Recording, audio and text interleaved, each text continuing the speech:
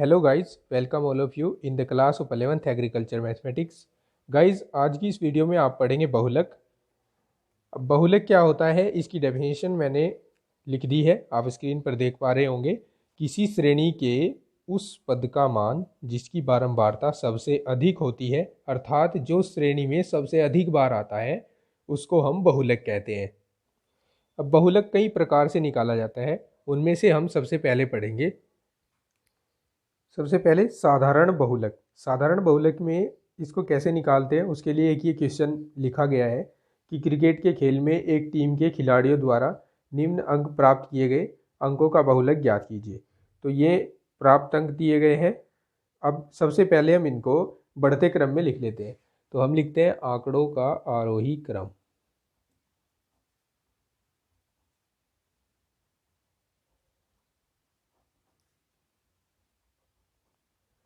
बढ़ते क्रम में इनमें सबसे छोटा है 0, फिर 17, 26, 26 3 बार आया है तो 26 3 बार लिख दिया, फिर 41, फिर 57 और 57 2 बार आया है तो 57 को 2 बार लिख दिया, फिर 83, फिर 91 और लास्ट 115। इनका बढ़ता क्रम हो गया। अब हम देख रहे हैं कि यहाँ पर वह संख्या कौन सी है जो सबसे ज़्यादा बार आई है। तो हम देख रहे हैं यहाँ पर 26 ऐसा है जो सबसे ज़्यादा बार आया है। ये हम 26 देख रहे हैं जो कि सबसे ज़्यादा बार 3 बार आया है। तो इसमें ये बहुलक हो जाएगा। तो यहाँ हम लिखेंगे बहुलक बराबर 26। तो इस तरह से हम साधारण विधि से साधारण बहुलक निकाल सकते हैं। अब हम पढ़ेंगे असतत श्रेणियों में बहुलक। अब एक बार मैं आपको क्लियर करा दूं कि असतत श्रेणी क्या होती है। असतत श्रेणी में आंकड़ों के साथ साथ उनकी बारंबारताएं भी दी जाती हैं। जैसे कि आप यहाँ पर एक उदाहरण देख रहे हैं, इसमें कुछ विद्यार्थियों के प्राप्तांक हैं जिनका हमें बहुलक निकालना है। तो जब साथ में उनकी बारंबारताएं दी गई होती हैं, तब बहुलक देखने का सबसे अच्छा तरीका होता है कि हम उसकी सबसे बड़ी बारंबारता ढूंढें। तो इन सब में सबसे बड़ी बारंबारता है 7, तो इसलिए 7 के ऊपर वाला जो भी प्राप्तांक होता है वो इसका बहुलक होता है। तो यहाँ पर बहुलक हो जाएगा 23। हम लिख देंगे बहुलक बराबर 23। अब देखिए फ्रेंड्स, स्क्रीन पर आप देख पा रहे होंगे क्वेश्चन नंबर 13। इसमें कहा है 100 परिवारों में बच्चों की संख्या निम्न प्रकार है, इसका समांतर माध्य, माध्यिका और बहुलक ज्ञात कीजिए। देखिए, इसमें हमें केवल बहुलक बताना है अभी तो, क्योंकि समांतर माध्य और माध्यिका मैं प्रीवियस वीडियोस में आपको बता चुका हूँ कैसे ज्ञात करने होते हैं। तो बहुलक के लिए हम देखेंगे कि सबसे बड़ी बारंबारता क्या है। तो हम देख रहे हैं सबसे बड़ी बारंबारता यहाँ पर 30 है। तो 30 के ऊपर वाला आंकड़ा जो होगा यानी एक इसका बहुलक हो जाएगा। तो आप आंसर में लिखेंगे बहुलक बराबर 1। अब देखिए क्वेश्चन नंबर 18, जो कि वर्ष 2004 में बोर्ड एग्जाम में आया हुआ है। अब इसमें हमें बहुलक पूछा है। इसमें बहुलक बताने के लिए क्या करना होता है, हम देखते हैं कि इसकी सबसे बड़ी बारंबारता कौन सी है। तो सबसे बड़ी बारंबारता इसमें हमें 10 नज़र आ रही है। एक मिनट, सॉरी गाइज, ये क्वेश्चन असतत श्रेणी का नहीं है, ये सतत श्रेणी का है। इसको कुछ देर बाद डिस्कस करेंगे हम। अभी देखते हैं नेक्स्ट क्वेश्चन। तो देखिए, जैसे क्वेश्चन नंबर 15 में हमें यहाँ जेब खर्च और बच्चों की संख्या दी गई है। तो हमें इसमें अगर बहुलक ज्ञात करना है तो हम देखते हैं कि सबसे बड़ी बारंबारता इसमें 15 आ रही है। तो 15 के ऊपर का जो आंकड़ा 18 होगा वो बहुलक होगा। अतः आप लिखेंगे आंसर में कि बहुलक बराबर 18। अब चलिए फ्रेंड्स देखते हैं कि सतत श्रेणियों में बहुलक कैसे निकाला जाता है। सतत श्रेणियों में बहुलक निकालने के लिए निम्न सूत्र का प्रयोग किया जाता है। बहुलक बराबर L1 plus F1 minus F0 upon 2 F1 minus F0 minus F2 into L2 minus L1। अब बताते हैं कि इसमें L1 L2 क्या होता है। इसमें L2 होती है बहुलक वर्ग की उच्च सीमा, L1 होती है निम्न सीमा, F1 होती है बहुलक वर्ग की फ्रीक्वेंसी यानी बारंबारता, F0 इससे ठीक पहले की बारंबारता और F2 होती है इससे ठीक बाद की बारंबारता। अब इनका अर्थ आपको क्वेश्चन जब मैं करूँगा आगे उसमें अच्छी तरह से समझ आएगा जब हम इसको बाई एग्जाम्पल देखेंगे। तो चलिए क्वेश्चन स्टार्ट करते हैं। देखिए यहाँ पर क्वेश्चन नंबर 18 में कहा है कि कुछ विद्यार्थियों के प्राप्तांक निम्न प्रकार हैं। प्राप्तांक दिए गए हैं और बारंबारताएं दी गई हैं, इनसे में बहुलक ज्ञात करना है। तो सबसे पहले हम यहाँ पर लिख लेते हैं प्राप्तांक, यहाँ लिख लेते हैं बारंबारता, और इस अक्षैतिज सारणी से हम एक ऊर्ध्वाधर सारणी में इसको बदल देंगे। 0 से 10, 10 से 20, 20 से 30, 30 से 40 और 40 से 50। अब इनकी बारंबारताएं लिखते हैं। 2, 10, 8, 7, 3।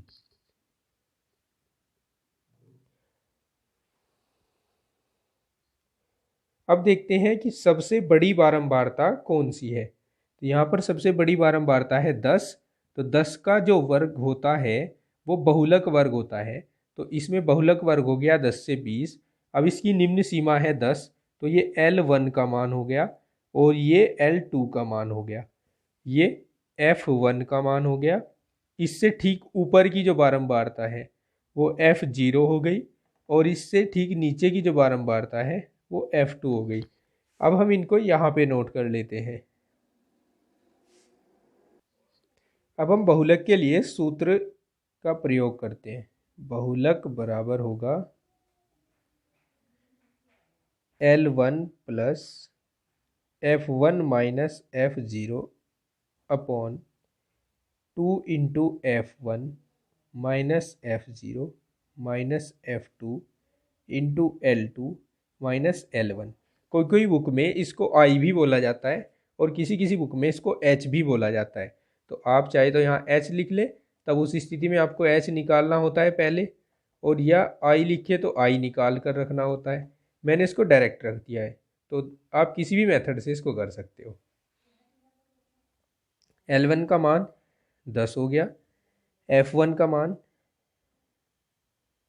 10 हो गया, F0 का मान 2 हो गया, 2 गुणा F1 का मान 10, F0 का मान 2 और इसका मान 8 हो गया F2 का, और L2 का मान 20 हो गया, L1 का मान 10 हो गया। अब इसको कैलकुलेट करेंगे आगे। 10 प्लस 10 में से 2 गए, 8 बचे, 10 दूनी 20 और 20 में से 8 और 2 10 जोड़कर 20 में से 10 घटेंगे और यहाँ 20 में से 10 घटेंगे तो 10 ही बचेंगे। अब 10 प्लस 8 बटे 20 में से 10 घटे 10 बचे, गुणा 10। अब 10 से 10 कट गया तो 10 प्लस 8 रह गए, तो 18 हो जाएगा इसका बहुलक, और ये इसका आंसर हो जाएगा। अब देखते हैं नेक्स्ट क्वेश्चन। क्वेश्चन 19, इसमें प्राप्तांक दिए गए हैं और विद्यार्थियों की संख्या दी गई है। तो हम देख रहे हैं सबसे बड़ी बारंबारता है 44, इसका मतलब बहुलक वर्ग हो गया 40 से 55। अब देखो यहाँ ये हो गया L1 का मान, ये हो गया L2 का मान, ये हो गया F1 का मान, ये F0 हो गया और ये F2 हो गया। तो अब हम इनको नोट कर लेते हैं। L1 है 40, L2 है 55, F1 है 44, F2 है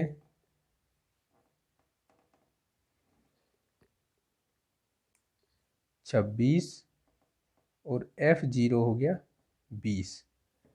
तो अब इसमें बहुलक ज्ञात करते हैं। बहुलक बराबर हो जाएगा 40 प्लस, एक मिनट पहले सूत्र लिख लेते हैं, L1 plus F1 minus F0 upon 2F1 minus F0 minus F2 into L2 minus L1। अब मान रखते हैं सबके। 40 प्लस 44 माइनस 20 बटे 2 × 44 -20 -26 55 -40। आगे कैलकुलेट करते हैं तो ये 40 प्लस इनको घटाएंगे 24 बचेगा। यहाँ दोनों को गुणा करेंगे 88 हो जाएगा और इन दोनों को जोड़ेंगे तो 46 हो जाएगा और गुणा इनको घटाएंगे तो 15 हो जाएगा। आगे हो जाएगा 40 प्लस 24 बटे इनको घटाएंगे तो ये 42 हो जाएगा और गुणा 15। काटेंगे इसको 14 और 5। हमने 3 से काट दिया इसको और इसको भी।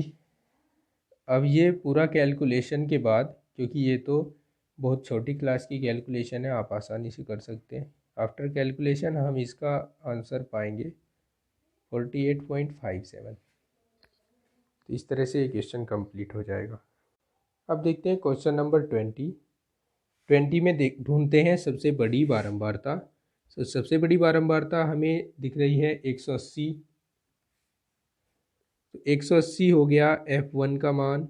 अब बहुलक वर्ग हो गया इसमें 35 से 40, जो इसमें 40 हो गया L2 का मान और ये हो गया L1 का मान। F0 का मान हो गया 100 और F2 का मान हो गया 150। चलिए इनको नोट कर लेते हैं।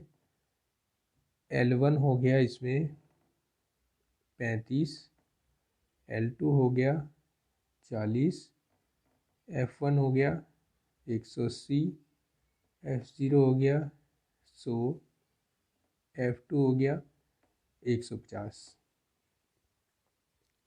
बहुलक के लिए सूत्र अप्लाई करते हैं। बहुलक बराबर होगा L1 plus F1 minus F0 upon 2F1 minus F0 minus F2 into L2 minus L1। Friends, इसमें मेन जो है वो सूत्र ही है। अगर सूत्र आपके याद है तो आप इसको आसानी से कर सकते हैं। और सूत्र याद करने का यही तरीका है कि आप इसको बारी बारी से लिखते रहें और बोलते रहें। तो 35 प्लस 180 माइनस 100। अब बस मैं इसमें मान पुट कर रहा हूँ, सभी की वैल्यूज इसमें रख रहा हूँ।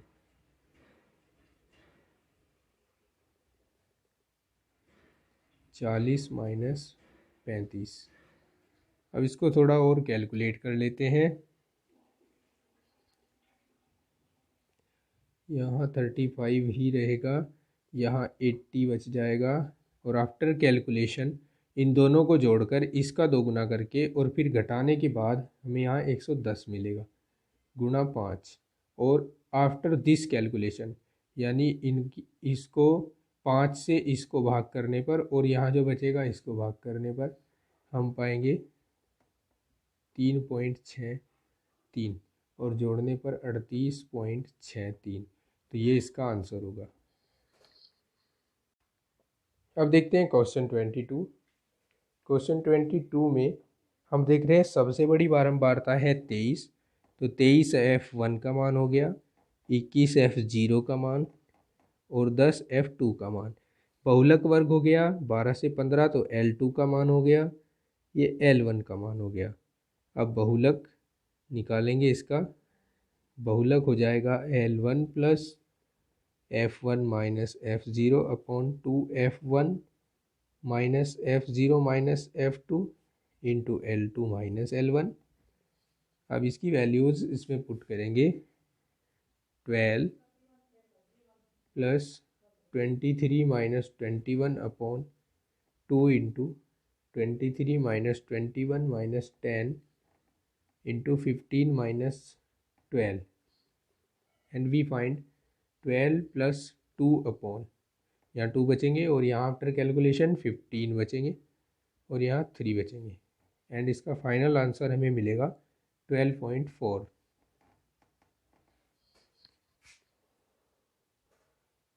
अब देखिए आप स्क्रीन पर क्वेश्चन नंबर 24 देख रहे हैं। इसमें हमें एक सतत श्रेणी ही दी गई है बट इसमें हमें वर्ग अंतराल सीधे न देकर इस तरह से दे दिए 10 से कम, 20 से कम, 30 से कम, 40 से कम। तो प्रीवियस वीडियोस में जब मैंने आपको माध्यिका और समांतर माध्य पढ़ाया था तब मैंने इन्हें बताया था कि जब इस तरह से आपको अस्पष्ट रूप से ये दे दिए जाते हैं तो उनको आप स्पष्टतः कैसे करते हैं। तो देखिए इसको कैसे करेंगे। तो इस सारणी को पहले हम इस तरह की एक सारणी बनाते हैं। जैसे हमें 10 से कम दिया गया था ना, तो उसको हम लिखते हैं 0 से 10। जहाँ 20 से कम दिया गया था वहाँ 10 से शुरुआत होती है और 20 तक लिखते हैं। तो 10 से 20 हो गया। इसी तरह आगे आने वाली सभी संख्याओं को हमने लिखा 20 से 30, 30 से 40, 40 से 50, 50 से 60, 60 से 70, 70 से 80। ये वो वाला आंकड़ा है जिसमें हमें कहा गया है 80 से कम। तो इस तरह से पहले आप इस सारणी को स्पष्टतः वर्ग अंतरालों में बदल देंगे। अब इसमें हम देखते हैं कि सबसे बड़ी बारंबारता क्या है। इसमें हमें सबसे बड़ी बारंबारता दिख रही है 198। तो इसको हमने F1 मान लिया। इसका जो वर्ग होगा वो बहुलक वर्ग हो जाएगा। तो 60 L1 का मान, 70 L2 का मान और 127 F0 का मान हो जाएगा, 150 F2 का मान हो जाएगा।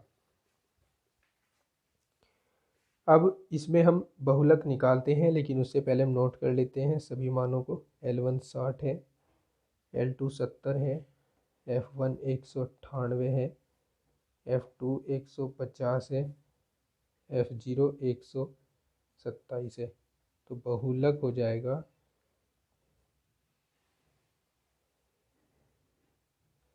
L1 plus F1 minus F0 upon 2F1 minus F0 minus F2 into L2 minus L1 equals to 60 plus 198 minus 127 upon 2 into 198 minus 150 minus 127 into 70 minus 60।